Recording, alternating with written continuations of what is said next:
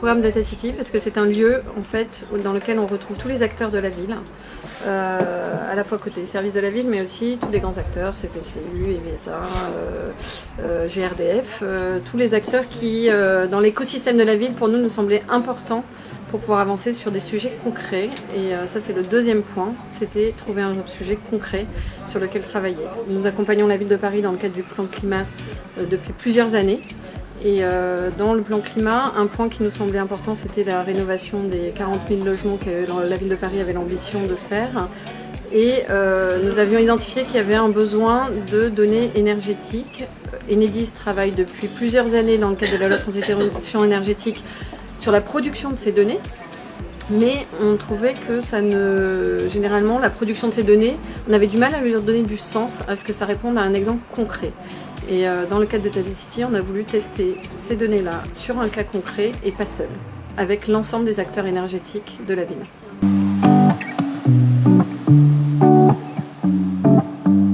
L'expérimentation cherchait à vérifier que la connaissance fine du bâti, avec des données techniques, économiques, du bâtiment, des données sociales, des données urbanistiques, permettait d'avoir suffisamment d'éléments pour réaliser la rénovation énergétique des logements.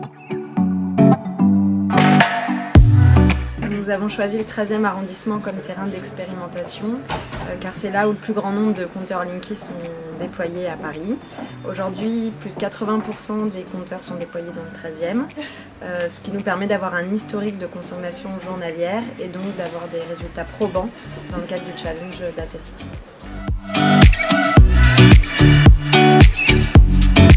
En fait, on a participé à Data City suite à l'appel d'offres qu'on a vu paraître par Enedis sur les réseaux sociaux, notamment parce que la thématique était une thématique phare de l'entreprise et on avait déjà pu réaliser un POC sur un sujet identique, un peu moins poussé sur d'autres territoires, ce qui nous a permis en fait de venir avec des arguments qui nous ont permis d'ailleurs d'être sélectionnés.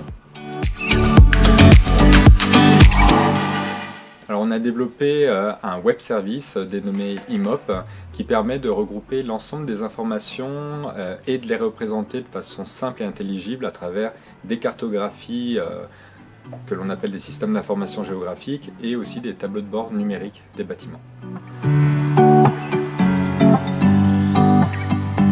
La solution, elle s'adresse exclusivement aux acteurs publics et éventuellement à leurs partenaires privés dans le cadre des politiques publiques de l'habitat. En acteur public, on peut par exemple voir la direction de l'habitat, les agences d'urbanisme ou les agences locales de l'énergie et du climat.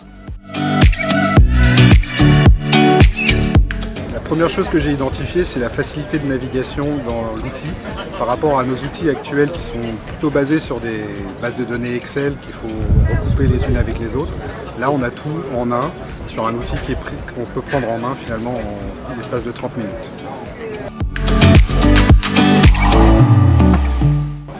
Pour la ville de Paris, l'avantage, j'en vois trois personnellement. Le premier, ça va être de nous faciliter le travail de repérage des copropriétés qu'on a besoin d'accompagner dans la rénovation énergétique pour réussir la transition énergétique du territoire. Le deuxième, ça va être le suivi après travaux.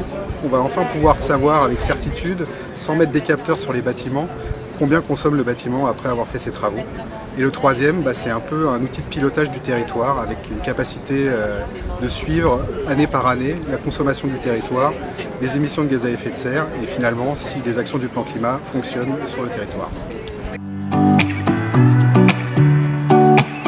Les perspectives d'évolution, c'est tout d'abord pour nous d'avoir un peu plus de données et continuer l'intelligibilité des données et ensuite de le déployer à l'échelle du territoire de la ville de Paris et pas seulement du 13e arrondissement. Après, à moyen terme, il y a d'autres objectifs qui peuvent être atteints, notamment de le déployer sur le territoire de la métropole du Grand Paris, puisque nous ne sommes pas la seule agence locale de l'énergie à utiliser ces données ou à avoir un intérêt pour la rénovation énergétique des logements. Donc en conclusion, ce challenge-là, c'est une belle aventure qu'on a fait et qui permet de montrer que quand on a du sens à certains cas concrets qui servent à la ville, tous les acteurs jouent le jeu et on arrive à avancer vite, à mettre autour de la table les bonnes personnes et à arriver à des résultats concrets très rapides.